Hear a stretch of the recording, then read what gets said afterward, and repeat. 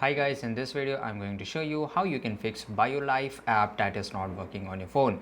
So first of all we will go into the Play Store and here you have to search BioLife, okay, and after that it will open and you have to update the app, right?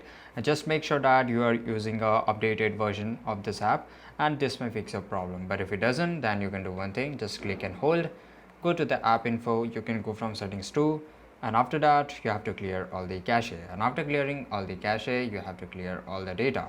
So after clearing all the data, this may erase all your data and you have to re-log in into this app to use this app. And because this will fix all your problem, because this will unload all your waste data and unused data, and this may make free the app, and after that it solve all your issues, right? So this is it guys.